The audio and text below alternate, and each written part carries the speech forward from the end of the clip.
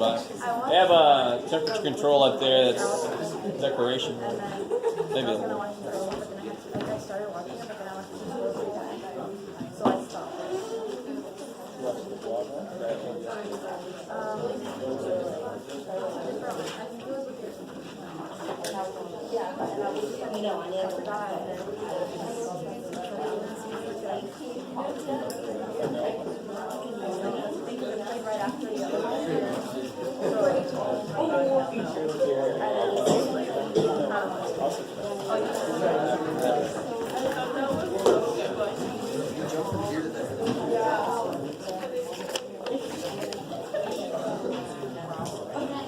So guys, I want to make you aware of something.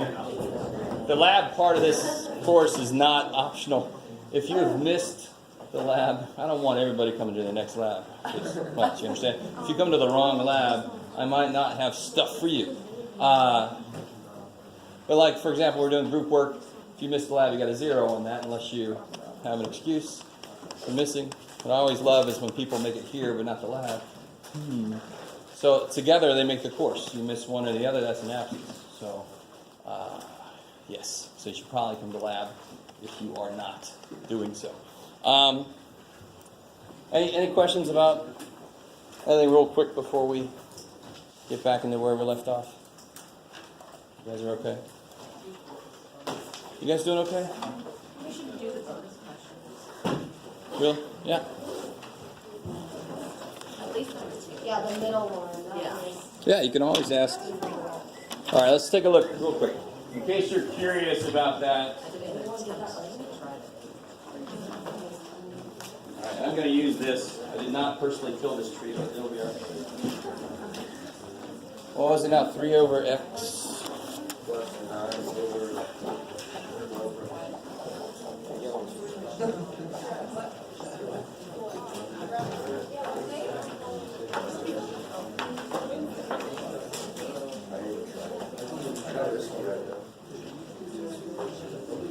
Ooh, that's nice.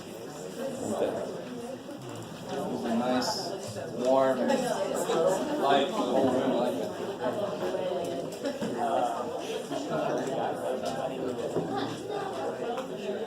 So guys,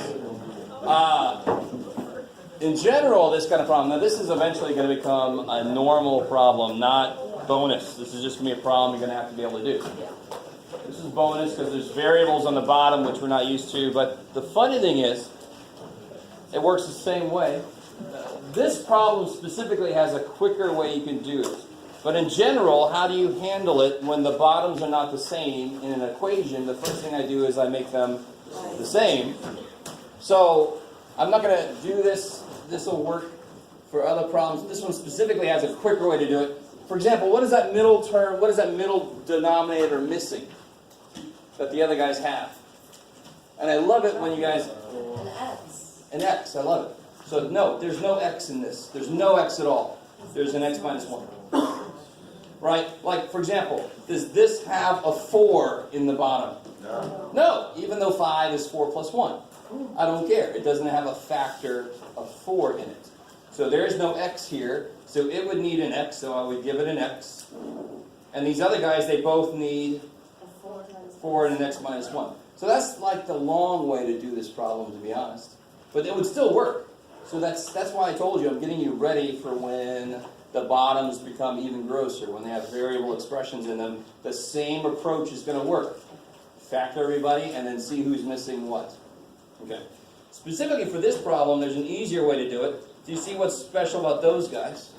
Yeah, they have the same denominator. They have the same denominator. So I can subtract 3 over x. Get 9 over 4 times x minus 1. And just in case you're worried if you haven't taken this test yet, because I haven't made the makeup test yet, you'll get a different test, so you're okay. In case you have a moral problem right now. 6 over x minus 3 over x is... And what's the method I could use here? Cross multiplication. Cross multiply. So you would get 9x equals 12 times x minus 1. But it looks hard. That's the thing about math. A lot of it looks difficult, but it's actually the same thing you've done before when it didn't look so hard. So that's how you, and then, okay, the rest, you guys can distribute to 12, get your x's together, all that stuff. Cool. Anything else left over from, anybody have a question about? Yes?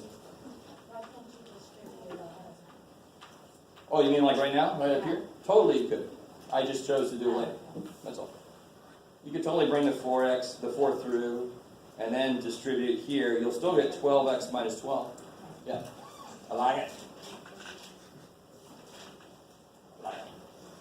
Okay. Anything else before I get back into where we left off? Okay. All right.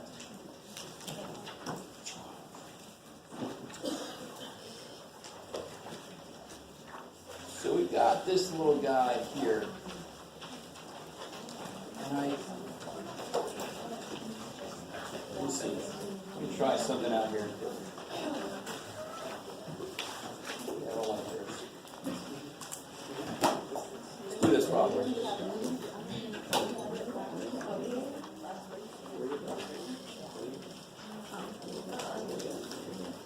So I'm going to try to make that formula make some more sense. But the place that we all have to start with is to understand slope is rise over run. That's the basic definition of slope. Anything we do with slope comes from that idea.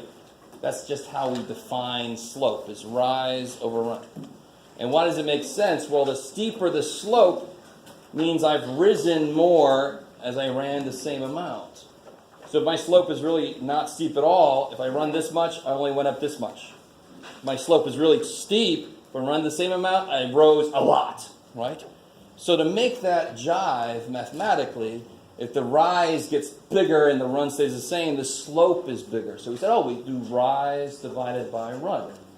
Then it will match with the physical idea of slope. Are you guys, we got to start there. And I can't go any further, I can't break it down more because that's the definition of slope. I mean, I can't break that down more. It's like saying, explain the word the to me. Right? So slope is defined to be how much you have to rise divided by how much you have to run. And if you actually fall, that will just be a negative number. And if you have to go back, that would just be a negative number. I like it. I like it. Okay. So we start with that idea that slope is rise over run. So then immediately once we understand that slope is rise over run, if they give me a graph of a situation, finding slope is easy. I just have to use it directly. So from, pick a point that's on there. No way, okay. So 0, negative 2. Let me put that next to this. This is the point 0, negative 2. Whoa. Oh, it's on the line. It's not on the line. Sure. 1, 1. I love it. Doesn't matter which points I pick because it's a straight line. The slope, if the slope changed, it would curve. So it doesn't matter what 2 points I pick to find the slope because the slope is constant. It's always the same for a straight line. All right, now stay with me. Now visually it's nice. If I pick any point, so you guys pick these 2 points. If I start at this point, how much do I have to go up to get to that point? 1, 2, 3. So that's slope is rise over run. So I had to rise 3. And then I had to run 1. Now what if I would have picked this point instead? And what point is that? That's the point 2, 4. Then I would have risen 1, 2, 3, 4, 5, 6. And I would have ran 2. Well, that's still 3 over 1, right? So again, that's just showing you it doesn't matter what 2 points you pick. As long as the thing is a straight line, you're going to get the same slope. And if you go backwards, if I start here, I actually fall 3, and then go back 1. Well, that's still 3 over 1. That's still 3. The negatives cancel. You guys see that? Yes? Sort of? Yes, okay. All right. Sound like you said no. I was like, oh, shit. All right, let me stop there for a second. You got to let me know if that doesn't make sense, because that's kind of like the baseline of where we start. I'm not saying that it makes me feel bad if it doesn't make sense. I'm just saying I need to know if it doesn't make sense. Okay. Speak now or hold your peace.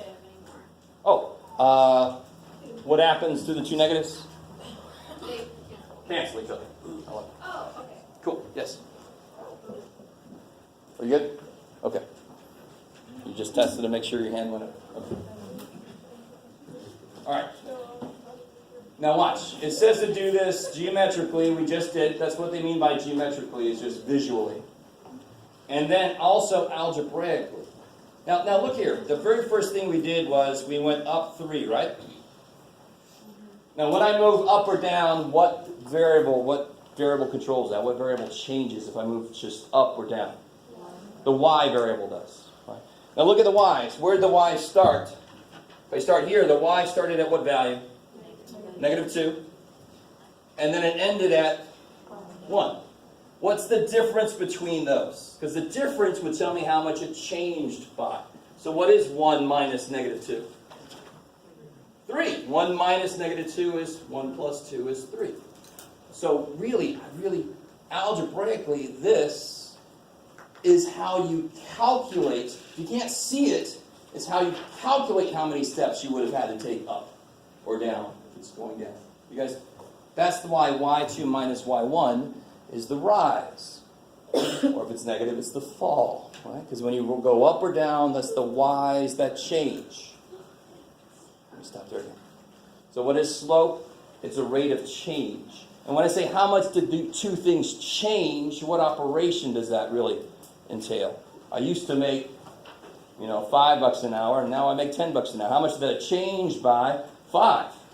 10 minus 5. It's subtraction. You guys cool with this so far? All right. So if it's how much the y's change per how much the x's change, that's why it makes sense that it's subtraction over subtraction. Is how much did they change by? Okay. So obviously the same idea for the x's. The x's started at 0 and went to 1. So how much did the x's change by? 1. 1 minus 0 is 1. So slope is rise over run, and rise is y's, and run is the other guys. So is it always like 3 places? How do you mean? Here, why was it 3 places? Because it was 1, 2, 3. Right? That's why did I stop here? Because the next point was right across from there. What if the next point was up here? I'd have to keep going. Like it. Let me see, they give us more? Not really. Ooh, I like this one. Look at this one. This is page 48. Let's just look at this one by itself real quick. Ooh, that's yummy.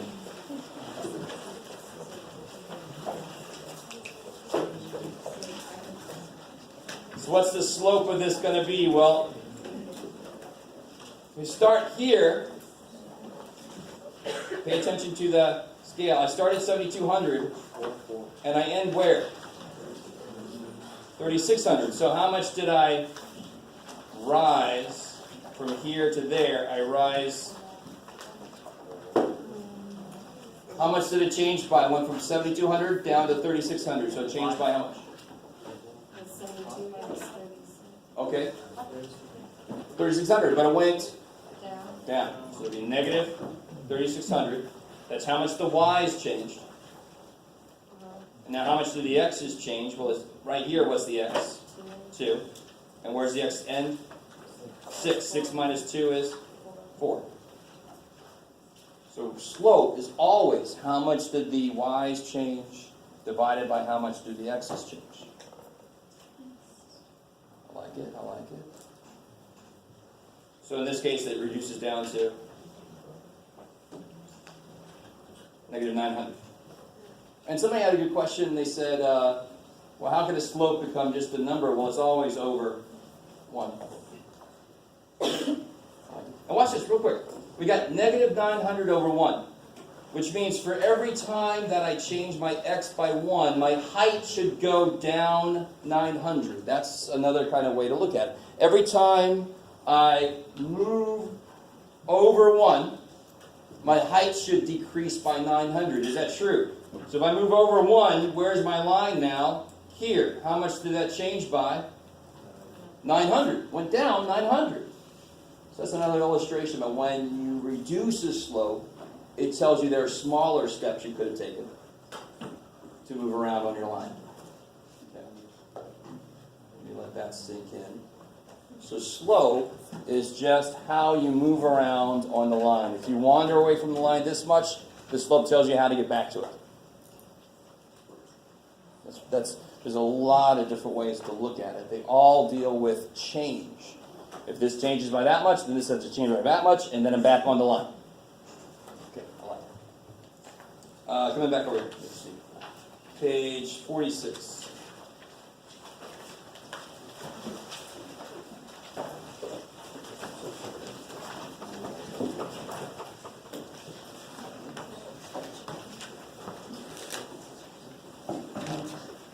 These two are a little bit evil.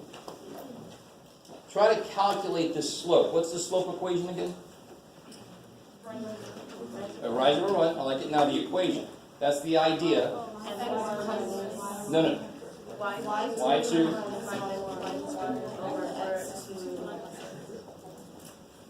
Wow. I'll take it. So change in y's divided by the change in x's. So if you try to just calculate this, what do we get? And again, if you really need to, you can pick, let's call this one x1, y1, and we'll call this one x2, y2. So what's y2 minus y1? 4 minus 0. And what's x2 minus x1? 3 minus 3. So you get 4 over 0, and then I get the most interesting answers. I get that that's 4. 4 divided by 0 is desperately not 4. I get 0, which is not true either. Do you remember this? What is 4 divided by 0? Undefined. I like it. There's no number defined that when you multiply it by 0, you get 4. Which is what that number wants to be. It wants to be that number. What is there a number defined to do that? No.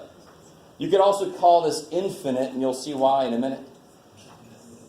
So this is undefined slope. Now what happens when you plot those? What do you get? Yeah. So 3, 0, plot. 3, 4, plot. That is infinite slope. Do you see that? That's just infinite slope. Just instantaneous. Right?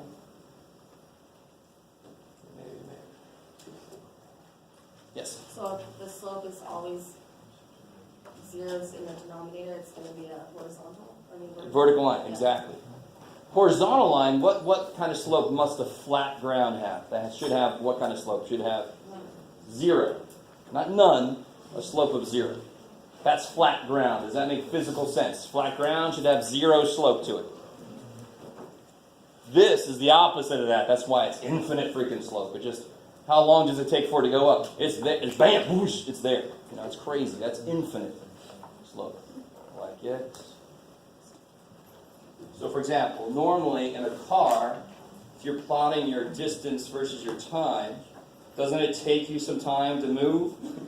So maybe that would be you in a car. Over time, if you're going at the same speed, you'll actually gain some distance. Does that make sense? Yes. So let me make sure you guys really understand. So maybe this is distance from home. So you start off like 10, let's say 10 miles from home. And then you drive for a while away from home. Aren't you going to get further and further away from home over time? Okay, so that's physically possible. A diagonal line means, okay, over time you're getting a little bit further away. Getting a little bit further away. That makes sense. So straight up and frickin' down would not make physical sense. So you start here, and how long does it take you to go here? Well, it's instantaneous. How the shit did you do that? That's another reason. That's physically why a vertical line has an undefined slope. Infinite slope. That would be infinite speed. Oh my God, I'm supposed to be there. I'm there. It's like, no Dragon Ball instant transmission. None of that. Ooh, yeah. Yeah, that was awesome. Thank you. Okay. All right, I like it. Let me try to find you guys a normal one, or maybe I'll just make a normal one. Here. I'll make a normal one right here. So you guys do this problem. I want you to calculate the slope graphically and algebraically. All right, so let me give you a couple points. Do it, Jeff. All right, Jeff.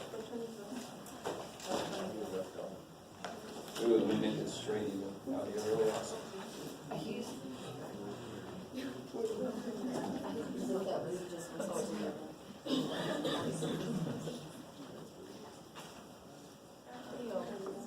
Where are you? What's up? Where are you? It's page 46. There's like an extra little graph sitting there, so I'm just going to use it. So find the slope of this line graphically and algebraically, like we just did.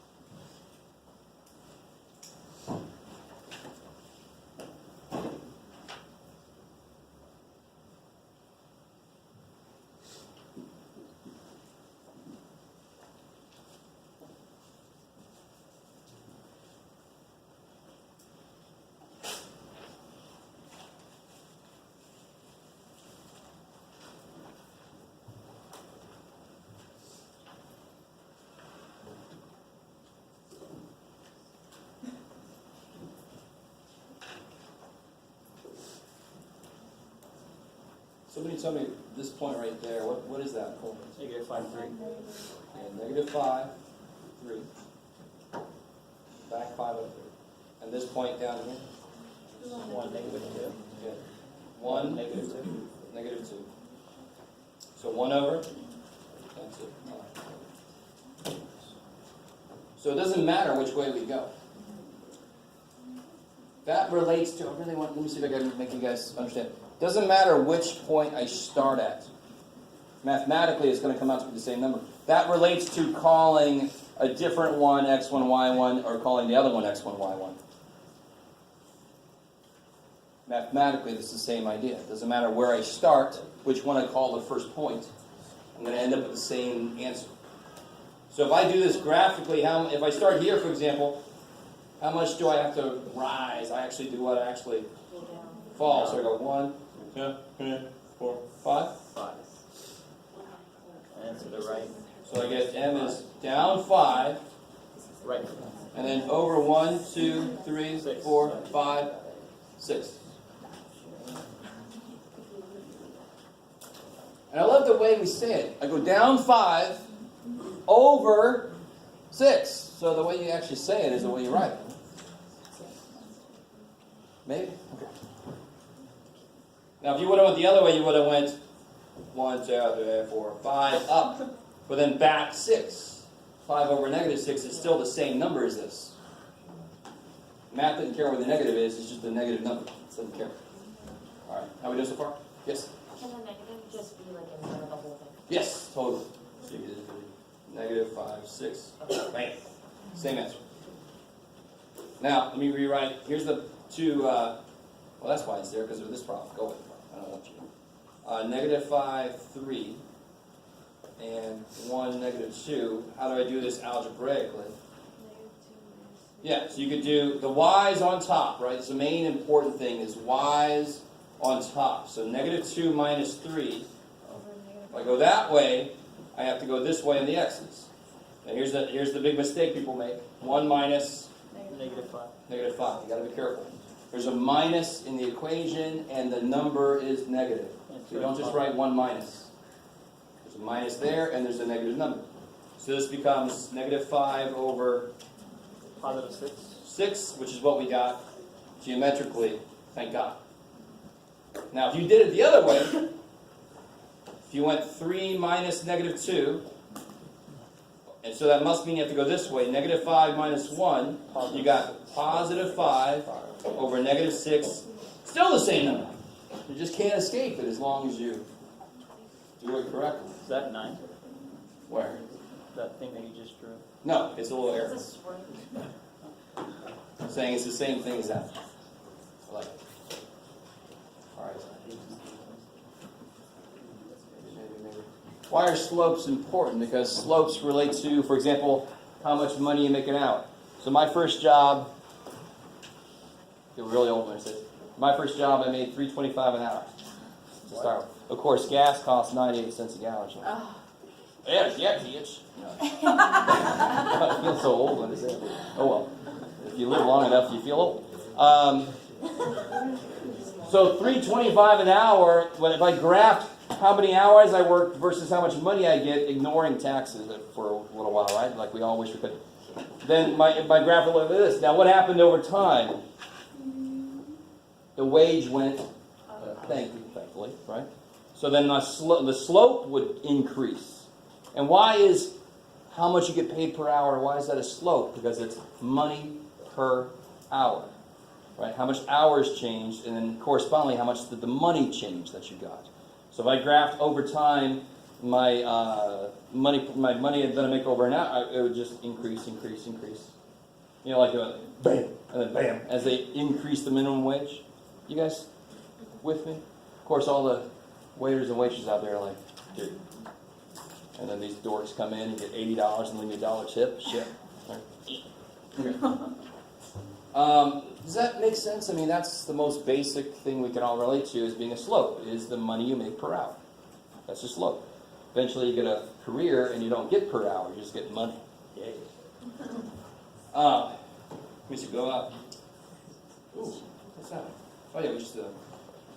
So what about this guy here? Try to do this guy here.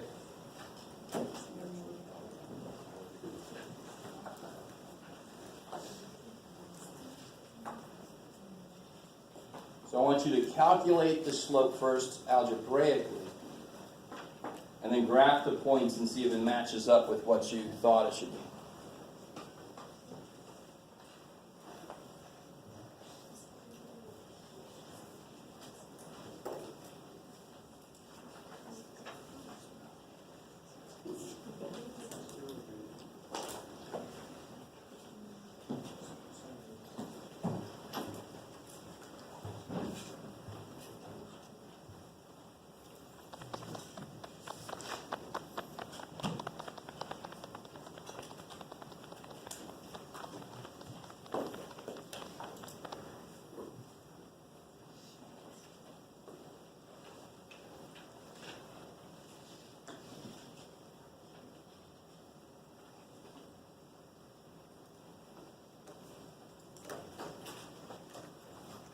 Okay. So when you do this problem algebraically, what's the slope come out to be? Well, how would you set that up? 3 minus 3. Yeah, so the y's are both 3, so you can't go wrong here. So that 3 minus that 3. So if I go this way, I have to go 5 minus 2 on the bottom. Get 0 over 3. Nope. 0. What number do you multiply by 3 to get 0? 0. So it's totally defined, right?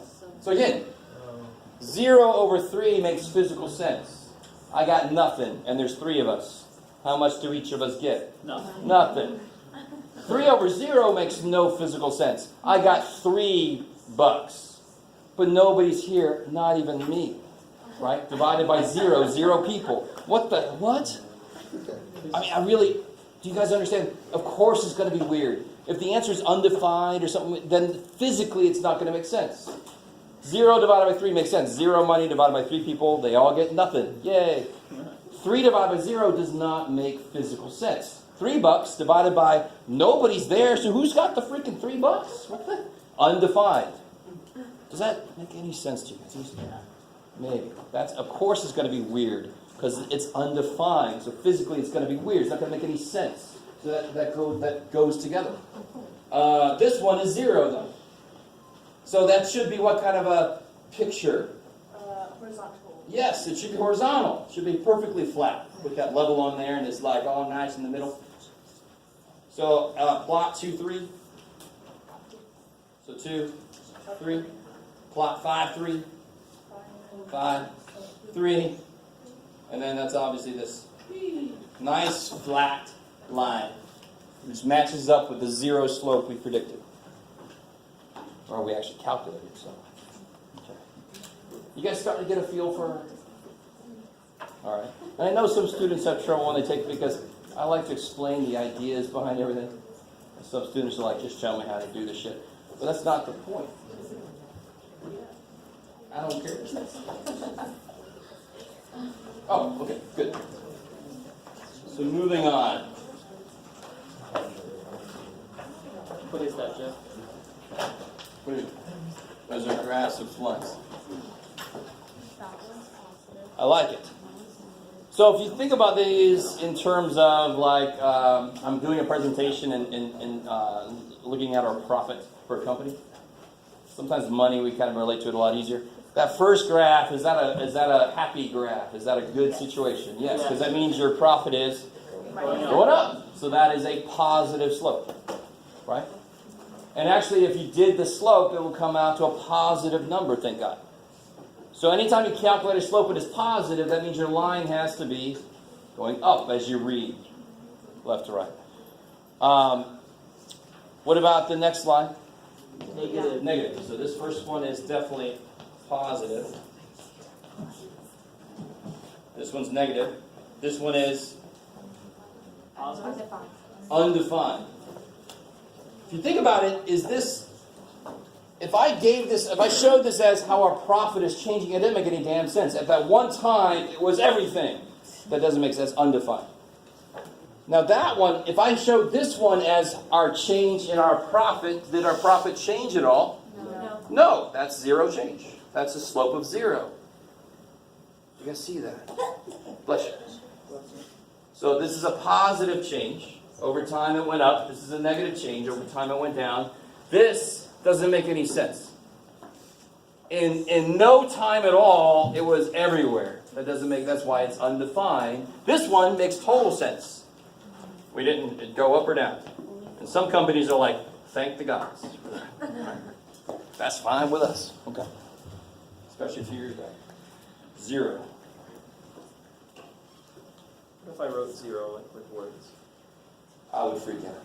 I think it's fine. I'll be all right. And now we finally get this. Now this kind of connects section 3.4 with section 3.5. This is where we have a graph with units. So this is where students start to just like it. I mean, you like to get those numbers, but then you leave the units off. Everybody, I put freaking, is it miles, question mark? You may be a dork when you didn't give me units on that answer for the creating a little rectangular area. You said 12. And I'm like, 12 miles? So you got to give me units. So here, real quick, tell me what the Y-intercept is for this graph. Be careful how you tell me. Yes. I love it. The Y-intercept is not 80. The Y-intercept is 0, 80. What's the X mean? What does the X represent? What's the X-axis represent? The time. And what does the Y-axis represent? The miles, the distance. I like it. So what would 0, 80 represent physically? How much time has passed at that point? 0 hours. So at the beginning, we started 80 miles away from something, right? Yeah, for the distance Y miles that this person is away from home. So they started 80 miles away from home. You guys with me? So it's sort of like, you ever heard of rocket? I used to live in Florida, and, poor Florida. You know what I'm going to say? Then when they sent the space shuttle up, we would always go out and watch it, except for the one time it exploded and I was crying because I was a big nerd. People pass by something. They would say t minus 10. Now, you know, that's negative. That's before 0. And then once you hit 0, that's when it starts to go up. So for the space shuttle, at 0, it would be 0. It's still on the ground. And then at 5 seconds later, it's up in the air somewhere. Do you guys see? So at 0, they haven't started cycling yet. They're 80 miles away from home. And then they start cycling, right? I just show you how that works. So what does it represent after, or even better, they start off what? 80 miles from home. So that's where you have to listen to me instead of try to read what I write. They start off 80 miles. It's a stupid pen that I found. All right. It's the pen. It just is. All right. Now look at this. They tell me that the graph passes through 248. There's no way in hell I would know that because they didn't make a good enough scale, but they told me it's 248. So what does that mean? What does 248 mean? Again, remember, remind yourself, what does X represent? Hours. So what does 248 so far mean? 2 is 2 hours later. They are 48 miles away from home. I like it. All right, so there will be problems in the homework, on my quiz test, whatever, about interpreting points physically. They have to have a physical meaning. So the earlier thing about the salary, right? When I was making $3.25 an hour, if I worked 2 hours, $6.50. Ooh, what am I going to do with it? Minus taxes. $5. Yeah, exactly. $1.50. I can get 2 gallons of gas off me. So this is after 2 hours. They were, what did we say, 48 miles from home. I like it. See again? Now, you guys do the last one. Find the slope of the line. Now, you don't have to use this point, right? What 2 points would I use if I were you? I would use that point and that point. Hell yeah. Or no. I love it. You don't have to if you don't want to.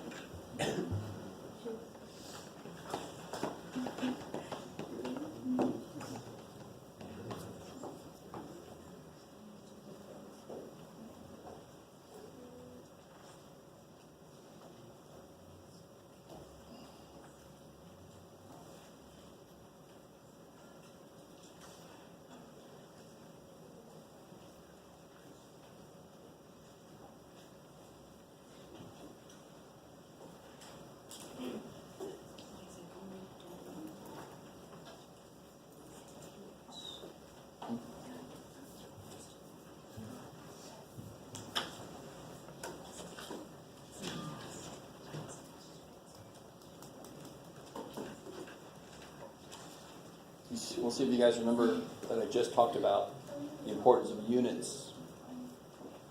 If you give me a number answer to this kind of problem, you're going to lose a lot of points, because actually the main thing about this problem is, great, you can do the math. What the hell are the units? Rate of change. So how do you find the slope? I could just do it visually here, right? Yep. So starting at this point, how do I get to that point? I go down 80. And over 5. And of course, this is what? Units. Miles per hours. So when I reduce this, what do you get? 80 divided by 5 is? Yeah, so negative 16 miles per hour. So if you leave that mile per hour off, you'll be losing like half the points, because that's half the idea. Say again, sorry? Negative 16 miles an hour? Yeah, negative 16 miles an hour. There's definitely miles per hour right there, right? Miles per hour. It's just waiting to see what that number is. Negative 16 miles per hour. So you could go 16 miles less. I did mine the other way with like 2 points, and I still got 16. Beautiful, I love it. So I was going to say, if you did use this point, it would still work out the same way. This is the point 2, 48. So this actually goes down 80 minus 48, 32, over 2. So negative 32 divided by 2 is still negative 16. That's the idea. It's a straight line. It should not matter what points you pick. The slope is the same through all the points. It's only when you have a curve that is, oh shit, depends where you are, the slope is going to change. We're not there yet. That's calculus. That's what don't worry about. How are you guys doing? Are you guys all right? Some of you guys, I can't read. I don't know if you've given up or if this is boring or... If you totally understand this and you're like, why is he going so slow? Just love that that is true right now. Right? Just be quiet. Right? Sit there, stare at your favorite wall. Whatever you got to do.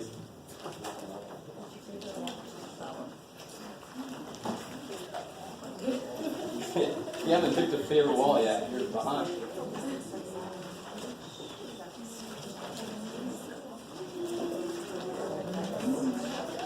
So we've already done part of this problem. I'm trying to finish this problem out here. This is number 2.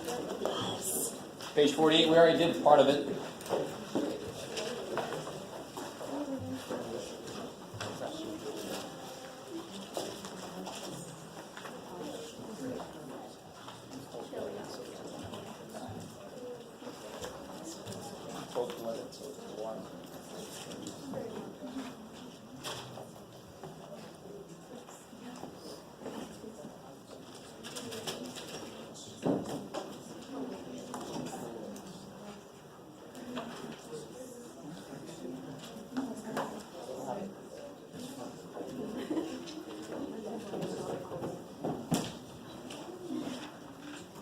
Just while you guys are doing that, remember Monday and Tuesday quizzes in the lab sections. 3132 is what I think I said.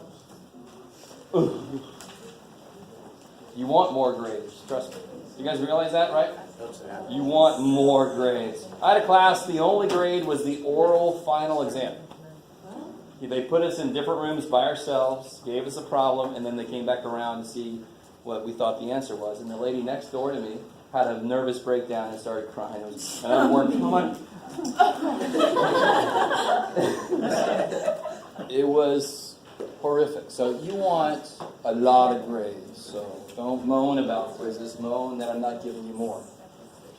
If you don't understand that yet, just be in college for a little while longer. You'll see it.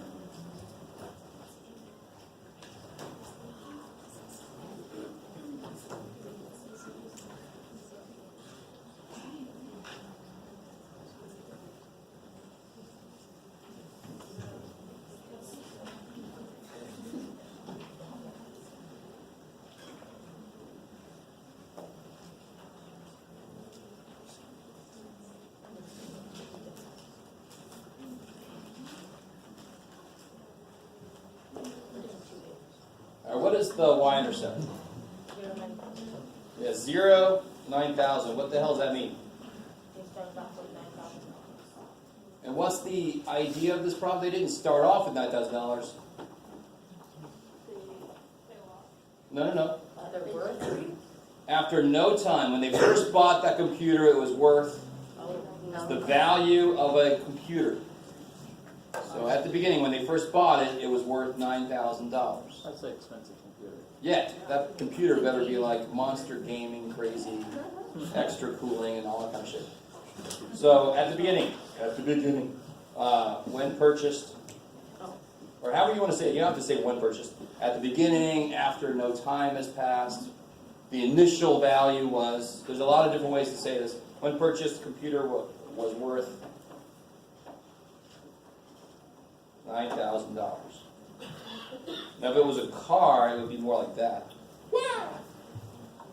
The minute you drive it off the lot, it's $1,000 almost. The slope of the line, we did that earlier, right? And I was just looking at it numerically at that point. But now bring in the units. What would the units be on this? Negative 900 what? Dollars per year. So every year, it loses $900 of value.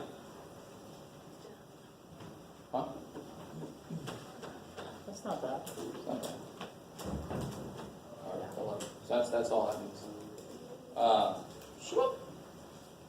Okay, so bringing the units in just makes it more physically applicable, right? So when the math is nice, but you have to interpret what that means in the real world. And those two things actually go together. Let's see. We don't have time to get into this, but we will now, next thing we're going to do is talk about something I keep hearing people say. Oh, I remember that. Good old mitzvah. Sounds familiar. Probably from high school.